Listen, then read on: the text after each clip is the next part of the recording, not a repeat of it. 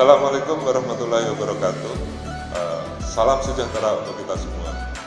Selamat datang kepada para peserta masa pengenalan lingkungan sekolah siswa SMA Negeri 2 Ngawi. Perkenalkan, nama saya Noah Hadi Wiswono. Pada kesempatan kali ini akan memberikan materi pertama tentang anti narkoba, yang kedua tentang anti bullying, yang ketiga tentang anti radikalisme, dan yang terakhir tentang COVID-19. Baik, anak-anakku semua, mari kita saksikan video berikut ini. Baik anak-anakku semua, kita ketemu lagi pada sesi materi pada kegiatan MPLS masa pengenalan lingkungan sekolah di SMA Negeri 2 Ngawi. Pada kesempatan kali ini, saya akan menyampaikan kepada kalian terkait dengan materi yang pertama adalah tentang narkoba.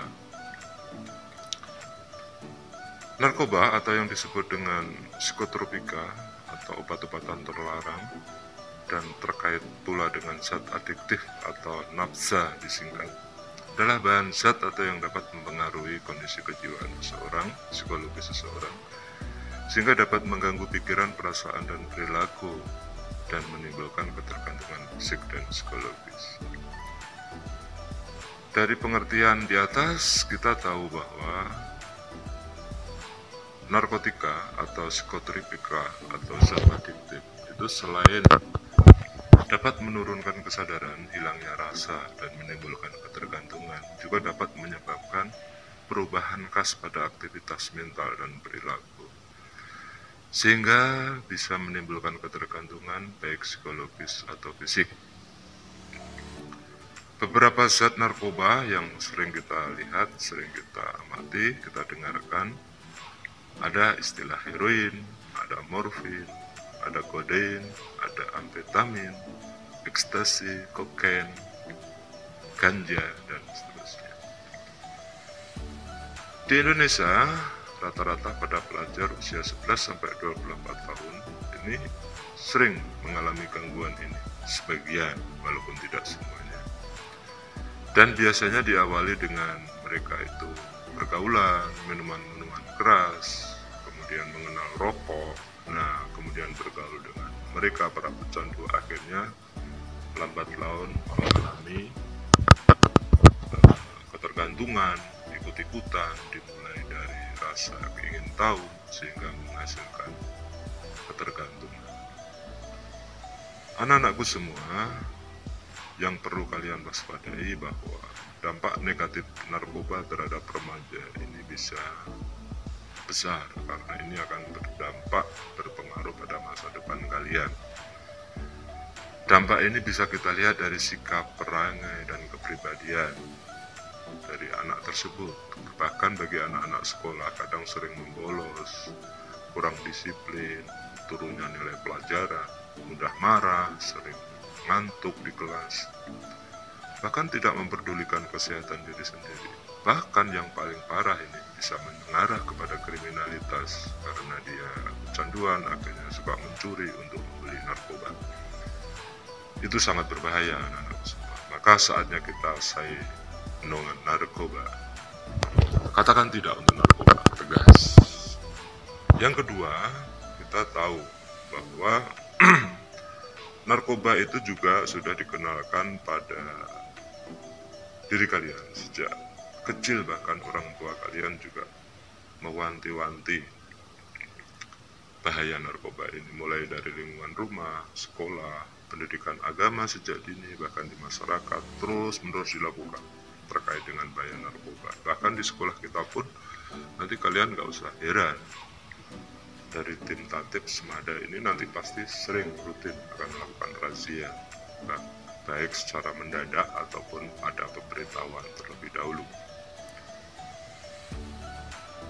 Oleh karena itu, sekali lagi saya berpesan kepada kalian untuk say no to narkoba, katakan tidak untuk narkoba. Materi berikutnya, kita bahkan kalian sering mengenal istilah bullying.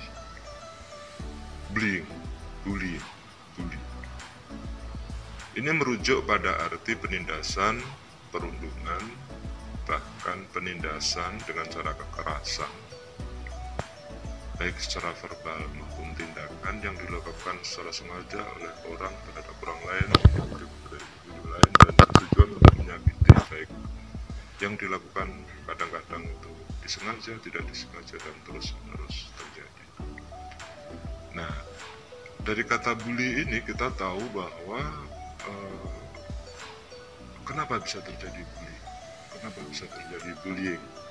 Karena antara dua pihak yang satu melakukan tindakan, yang satu menjadi korban, ini ada ketidakseimbangan kekuatan, sehingga bisa menghasilkan intimidasi yang bisa menghasilkan trauma psikis pada jiwa si korban.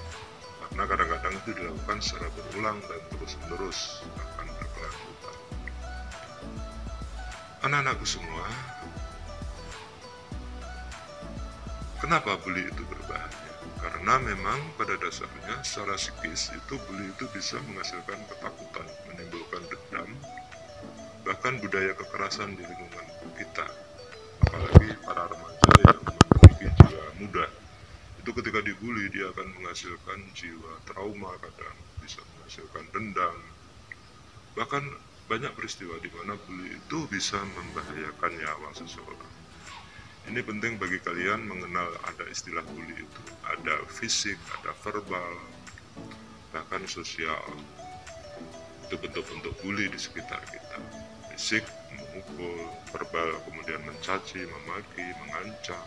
Kalau relasional biasanya diikuti dengan cara mengucilkan. Sementara teman-teman yang lain diajak juga ikut mengucilkan. Ini yang kadang-kadang bisa menghasilkan trauma fisik, trauma psikis kejiwaan pada seseorang yang menjadi korban. Ingat, jika kalian melakukan atau merasakan ejekan, permusuhan atau pukulan, kalian bisa menjadi pelaku, bahkan menjadi korban bully. Maka stop bullying. Ingat itu pesan saya kepada kalian ya. Pada berikutnya kita akan ketemu dengan istilah radikalisme. Apa sih radikalisme itu? Pada kesempatan kali ini saya juga akan mengurai sedikit tentang radikalisme. Radikalisme itu terkait dengan paham yang dianut oleh sekelompok orang atau individu, bahkan masyarakat, bahkan sebuah negara itu bisa menganut paham radikalisme. Apa sih paham radikalisme itu? Jadi paham yang menginginkan perubahan atau pembaruan sosial dan politik secara drastis, bahkan dengan cara-cara kekerasan. Bidang-bidang dalam bentuk radikalisme itu bisa dalam bidang politik, sosial, logis, ada lagi radikalisme dalam bidang budaya, ekonomi, bahkan agama. Dalam bidang politik biasanya diiringi dengan kekuasaan. Jadi radikalisme ini ingin meraih sebuah kekuasaan, tapi dilakukan dengan cara radikal. Banyak dalam sejarah negara kita itu peristiwa radikalisme dalam bidang politik terjadi seperti pemberontakan sejak negara kita merdeka, kemudian gerakan-gerakan yang merongrong NKRI dan seterusnya.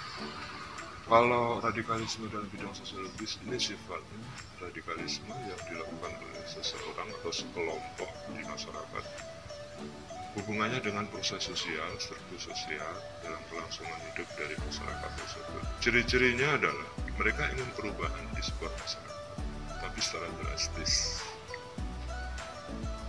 sehingga menghasilkan gejolak sosial atau kegoncangan sosial. Kalau radikalisme budaya itu terkait dengan ciptaan manusia, hasil ciptakan karya manusia yang dilakukan dan diciptakan secara radikal, dikenalkan kepada masyarakat secara radikal. Oleh karena itu, banyak peristiwa di sekitar kita di mana dari ciptaan-ciptaan manusia itu bisa menghasilkan kegoncangan-kegoncangan di masyarakat, kontradiksi-kontradiksi, baik antara golongan muda dengan golongan tua, kaum milenial dan kaum radikal dan seterusnya. Nah, ini bisa kalau dibiarkan akan menghasilkan perubahan-perubahan yang sifatnya mendesak, dan itu bisa menghasilkan kekeruhan sosial. Jadi masyarakat itu akan goncang.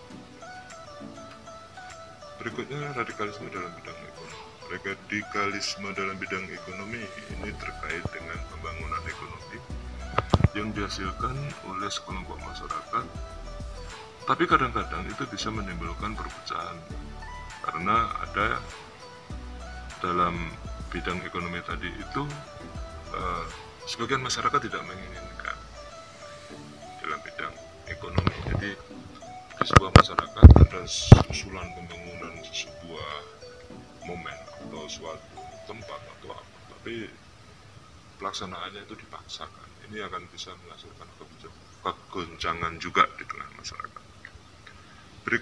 Berikutnya ini terkait dengan radikalisme agama. Radikalisme agama adalah radikalisme di bidang keyakinan, ideologi yang dianut oleh seseorang terkait dengan Sang Pencipta, dan kadang-kadang dilakukan secara radikal, kadang setengah memaksakan paham-paham itu.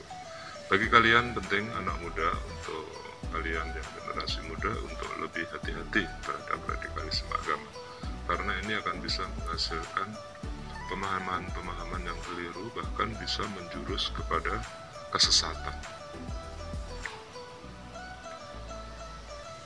Nah, radikalisme ini biasanya kalau kita lihat dalam kehidupan sehari-hari banyak di sekitar kita. Coba nanti kalian lihat di sekitar kalian, apakah ada radikalisme yang seperti dalam uraian saya di atas. Materi berikutnya yang terakhir yaitu terkait dengan virus corona disease atau COVID-19. Virus ini adalah berasal dari coronavirus juga. Jadi istilah COVID itu kan singkatan dari corona virus disease 19. Artinya dahulu itu ada pada waktu dulu itu ada coronavirus juga yang hampir sama gejalanya, saluran pernafasan, yang nanti menghasilkan gejala lebih serius yang seperti pernah terjadi pada beberapa saat yang lalu. Itu istilahnya adalah MERS, M-E-R-S, Middle East Respiratory Syndrome. Kemudian ada lagi Severe Acute Respiratory Syndrome, Severe Acute Respiratory Syndrome. Jadi itu jenis-jenis virus corona yang sudah mendahului COVID-19. Nah, sekarang yang sedang merebak ini adalah COVID-19. Kalian generasi muda, anak-anak muda, kalian adalah siswa SMA 2, harus tahu ini. Bahkan kalian harus banyak-banyak mengupdate info ini. Virus yang mulai dikenal di Wuhan, Tiongkok pada Desember 2019 sekarang sedang menjalar ke seluruh dunia. Bahkan di Indonesia pun virus ini, COVID-19 ini sudah mencapai ribuan. Nah, puluhan ribu bahkan. Apakah kalian mengupdate info tersebut? Pesan saya, virus ini bukan virus main-main. Virus ini bisa menular, bisa menjangkiti siapa saja yang karena punya potensi untuk terjangkit. Karena itu dalam dunia medis kita mengenal istilah pasien dalam pengawasan. Ada PDP, ada orang dalam pengawasan ODP, ada orang tanpa gejala OTG, ada lagi terakhir kasus konfirmasi. Keempat-empatnya ini kalau dalam dunia medis terkait COVID-19 ini sangat diperhatikan, bahkan menjadi sebuah prioritas. Oleh karena itu bagi kalian penting, dalam dunia kedokteran pun kita sering diwanti-wanti untuk jaga diri, stay at home. Kalau tidak penting jangan keluar rumah. Maka virus ini mau tidak mau harus kita hindari. Gejalanya adalah ada demam, plus disertai flu, kemudian batuk, nafas pendek, ada lagi tenggorokan kita kering, terasa sakit. Oleh karena itu sebagian besar penderita ketika mereka merasakan gejala tersebut sering ada istilah di rapid test, apakah dengan gejala tersebut negatif atau positif. Oke, sebenarnya istilah kita tidak ingin terjangkit oleh virus itu, tapi dalam hati kecil kita bagaimana kita harus menghindarinya, kan begitu istilahnya. Nah, persebaran virus ini dimulai dari orang yang mengalami atau terjangkit virus ini, kemudian dia berinteraksi dengan orang lain melalui percakapan, kemudian melalui hidung atau mulut keluar virus itu. Kalau orang yang diajak bercakap-cakap atau berinteraksi itu terlalu dekat, itu bisa menghirup melalui udara. Bahkan percikan yang keluar dari percakapan atau batuk itu bisa menempel di permukaan benda di sekitar kita, menempel di tangan kita kalau kita pegang, kalau tangan kita kemudian membuka hidung, mulut kita, mau tidak mau pasti kita terjangkit. Kemungkinan, ada kemungkinan terjangkit. Ya hebatnya juga, itu juga tergantung dengan kondisi daya tahan tubuh kita. Oleh karena itu cara penjagaannya sederhana saja, sering mencuci tangan, menggunakan sabun, antiseptik atau berbahan dasar alkohol, jaga jarak minimal 1 meter, menggunakan masker, dan perhatikan ketika batuk, ditutup mulut, hidung, dan kalau tidak penting tetap di rumah, stay at home, kerja dari rumah.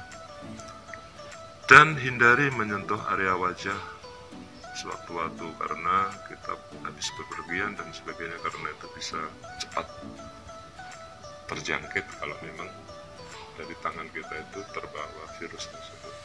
Dan yang tidak kalah pentingnya adalah update terus info terakhir terbaru mengenai COVID-19.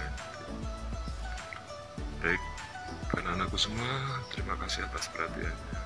Mungkin itu dulu yang bisa saya sampaikan. Terima kasih. Tetap di rumah, jaga kesehatan. Kalau tidak penting jangan keluar rumah. Terima kasih. Sampai jumpa kembali. Demikian materi yang sudah saya sampaikan. Atas perhatiannya terima kasih. Wassalamualaikum warahmatullahi wabarakatuh.